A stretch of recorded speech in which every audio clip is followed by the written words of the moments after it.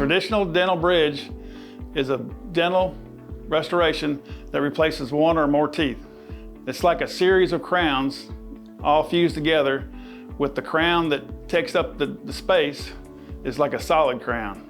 When you come to your appointment to get your dental bridge, the teeth on either side will be prepared, and then an impression will be taken and a bridge will be fabricated, and then when you return, you'll have it cemented on, and as long as you come for your 6-month cleanings and checkups, it should last for 30 to 40 years. Typically, a standard traditional bridge replaces one tooth, which would mean that it's a 3-unit bridge. However, a standard bridge can replace more than one missing tooth. It can span up to 6 teeth, or you could be missing 2 or 3 teeth.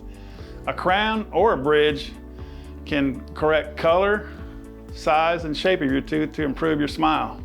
A traditional dental bridge can solve many problems. It can change the color, the size, the shape, and maybe put them closer in line and improve your smile. A bridge can replace one tooth or multiple teeth. A one-tooth bridge is referred to as a 3-unit bridge. It can expand as many as 6 teeth, which would be a 6-unit bridge.